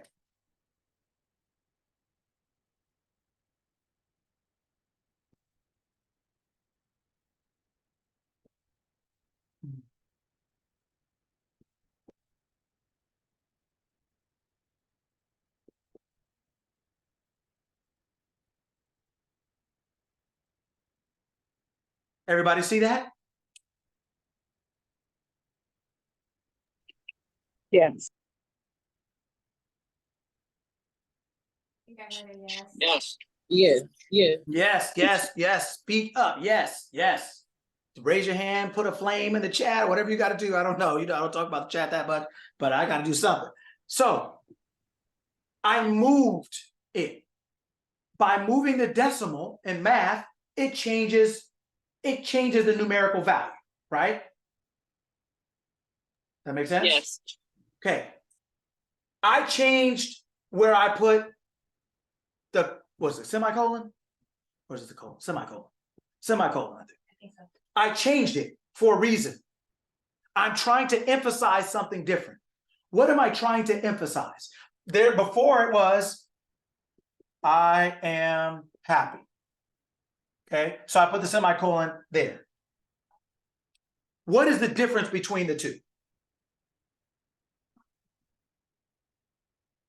I want you guys to answer. One declares and the other one, like the semicolon after I declares what the I is. It's like when you use the semicolon in English, you're about to declare something. You're about to express whatever is attached to the part before the semicolon. This applies, like this list applies to the part before the semicolon. That's okay. And then what's the difference between? And then what's the second one? They're both declaring. One is saying I, and you're declaring am happy. The other one is declaring that I am, which is like the power source, and the direction of where you're gonna go is after the semicolon. Like I apologize, y'all. Please forgive me. I had a mimosa this morning. I'm doing the best I can. The I am is declaring what it is, or what is the being of what it's just. The whole point is the semicolon, whatever comes after the semicolon declares what's before the semicolon. If that makes sense. Okay. Okay. Anyone else?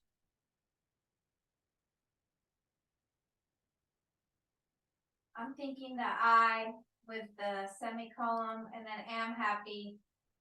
I'm just looking at the I standing alone.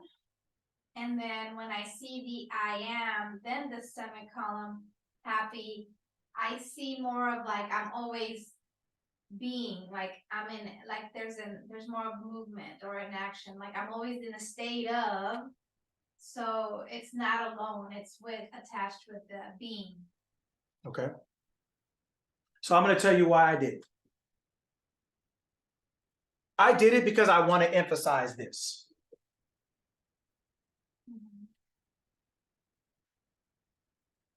Sometimes we go through something so fast, we're not really realizing what we're actually saying.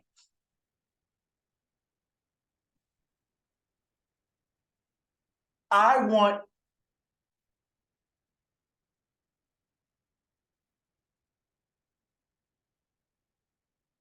just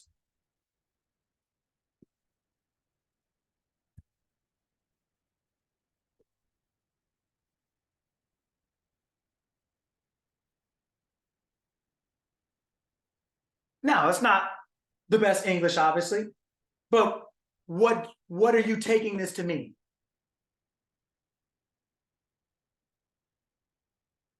You're choosing the person they're choosing happiness. Okay. So, and what is missing? I forgot what you referred to am as. I forgot what you referred to it as, but Okay, yeah, but am part. is missing, right? Yes. But if I put this here, you still understood it, right? It wouldn't be great English, but you still understood it, right? Yes. Exactly. So do you know why you still understood that? For the You I. can't be happy. Say it again. You can't have the happy with the I am. Like it goes together. Like I am and happy. It's like implied. Well, yeah, but you still understood me without the am here. You just knew it wasn't the best English. Because of the I. Yeah, because guess what? This, you know what else it could be? Am, okay. How do you know it wasn't? Was.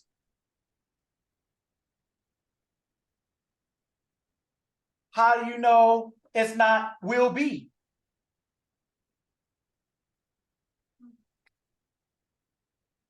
There's nothing else right? This is the thing that has to stand. I am, I was, I will be. Yeah, but what I want everyone to understand here is that when I'm putting it this way, what I'm saying to you is I want you to understand that I, your power source, I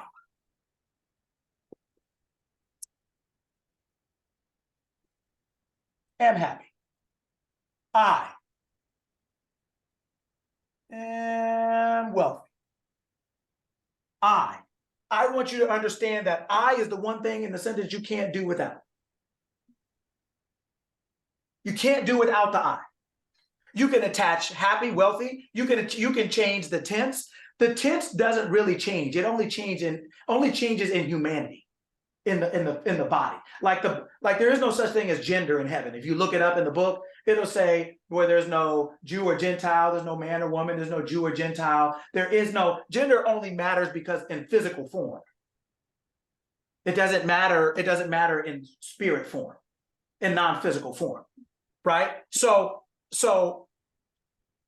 tenses don't matter in spirit form because in spirit form, everything is happening at the same time.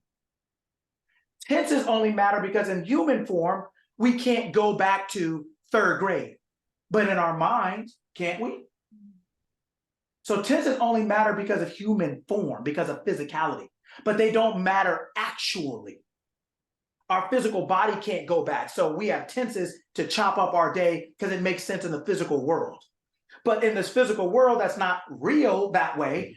The true world, our non-physical, the invisible world, there are no tenses. Everything is happening at the same time to this being. So when you had the am, was, is, and you were asking about that, Mhm. and you were talking about that, my thought was like, oh, well, time doesn't exist. Mhm. Was I correct to think that? That is correct, because that's why it didn't matter. that's why it doesn't matter. At the highest level of thought, it doesn't matter. In humanity, it matters, but humanity is not the highest form of thought. Meaning it's not always thinking as the God it actually is because it believes it's human. Right?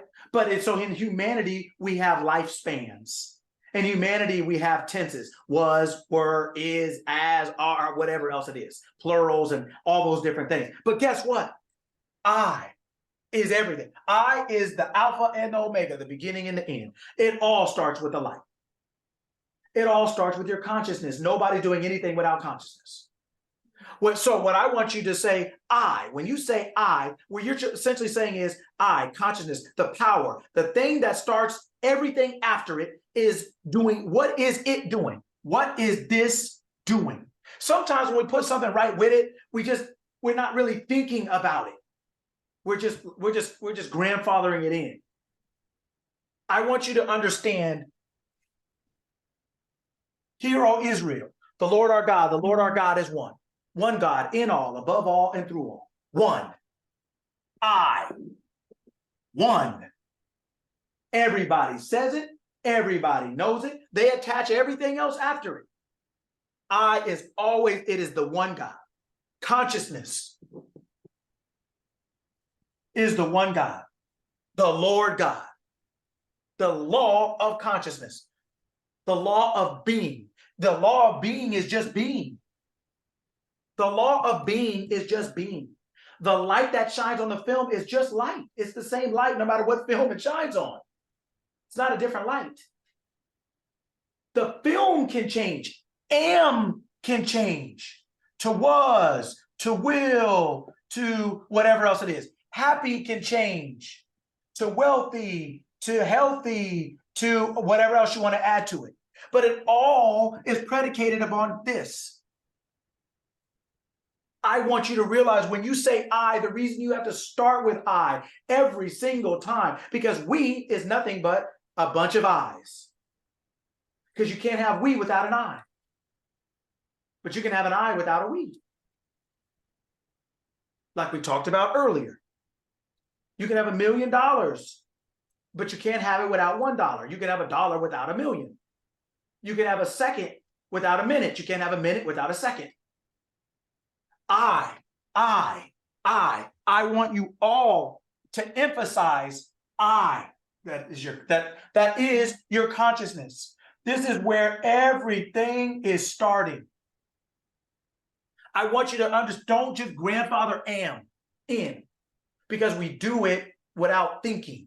We're just, oh yeah, just get in the car. Just go ahead and get in the car. Just go ahead and get in the car with me. But no, it's like your kids, just get in, just get in, just get in. But they're still individuals. And they're still only there because of you. And you understand as a parent, when you're driving the car, it's on you. So when you understand I, what do I want to attach to that? Will be, am not. What do I want to attach to that? This is your power source. This is all of your possibilities. All of them start here, end here. I am.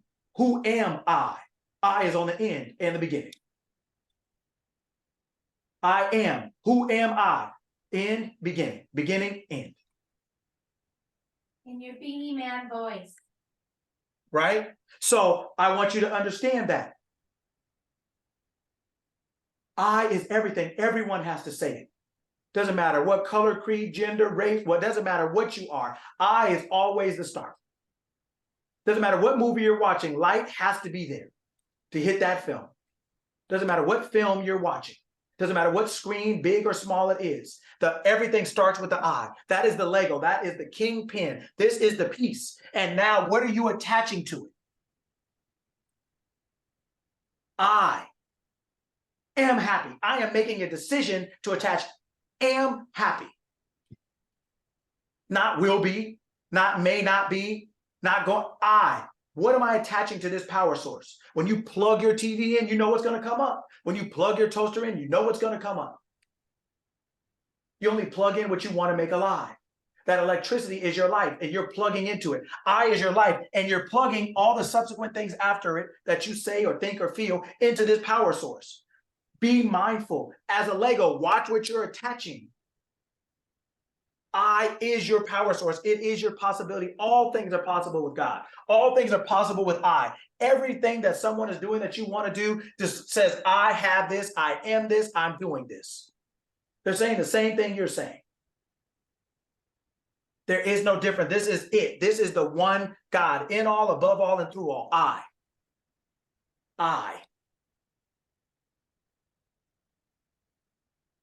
So I put that on there to emphasize that I. Now, what is I doing? What is God doing? I am. God is.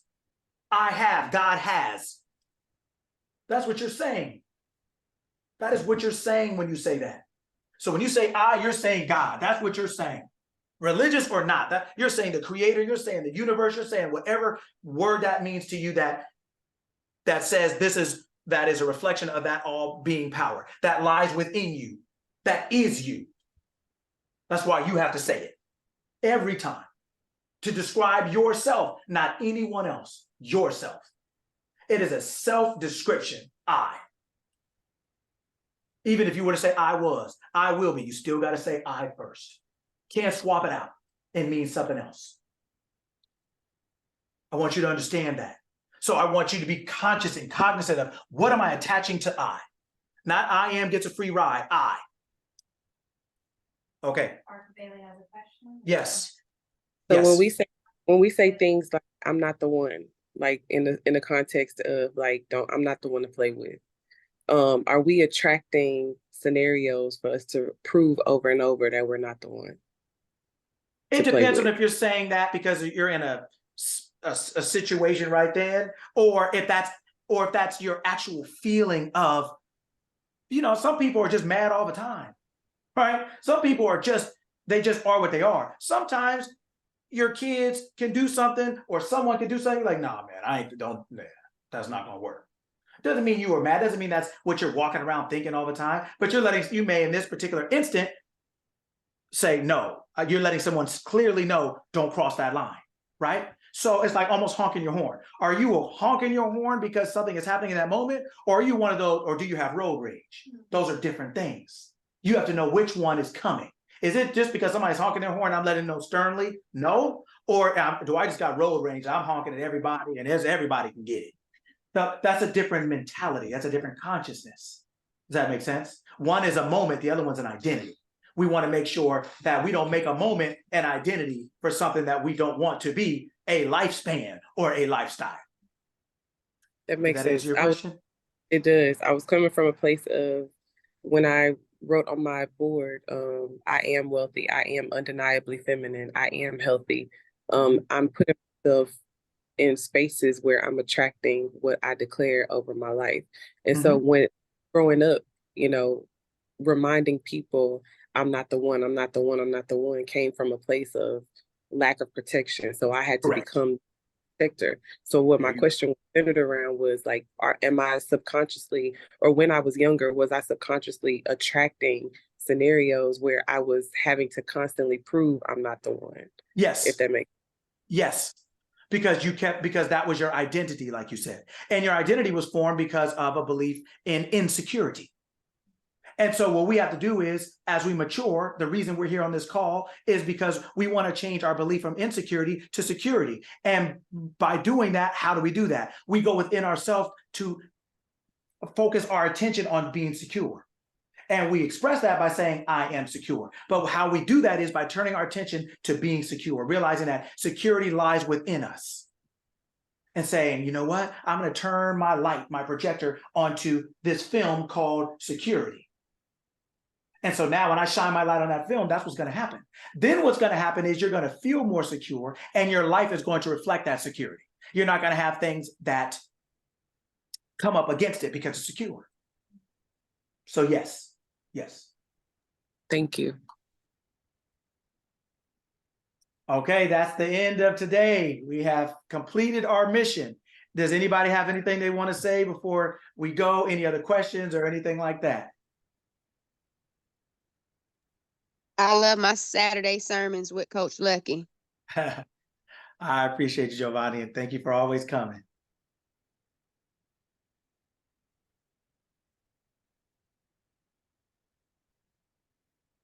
Sorry, I had to come off of mute. Just want No to worries. say thank you, brother. You continue to bring that heat, that insight every week. Whenever I know I missed a couple of times, but whenever I'm here, I feel like I just gained so much. So I just want to say thank you for continuing to study. Thank you for continuing to be the source and the conduit for the insight in our lives. We appreciate it. Man, I appreciate you. Thank you for coming. Always good to see you.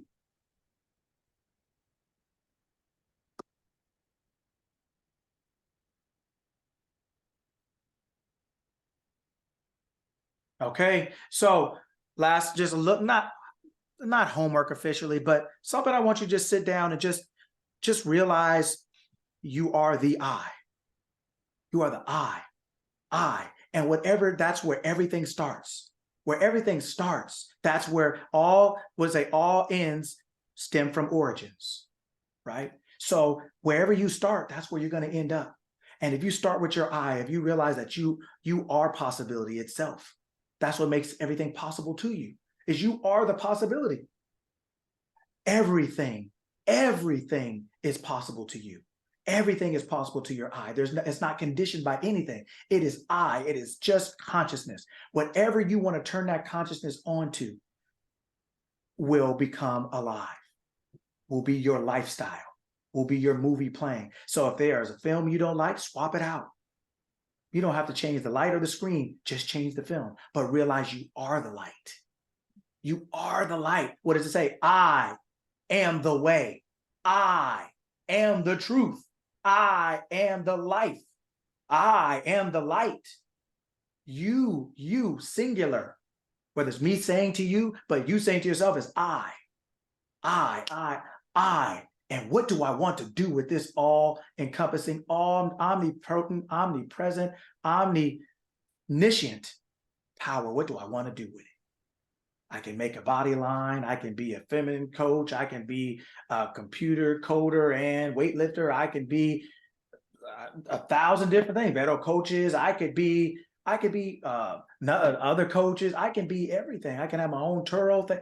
I can be. I am. I is the only thing doing. Natasha said, thanks again for our fire lesson. Monique on time. There you go. All right. Well, hey, thank you all. Have a wonderful rest of the day. Have a wonderful holiday weekend. Drive safe, be safe. Safety is within, so establish it within, and as within, so without. As above, so below. Have a great weekend, and we'll catch up next week. Bye, guys. You Thank too, you, Coach. Coach. Bye, Have a good one. Vero. Have a great weekend. Have a great Thank weekend, you. everyone. Thank you. Thank you, Beryl. Peace. Thank Thank y'all. you See you all. later. Peace. Love y'all.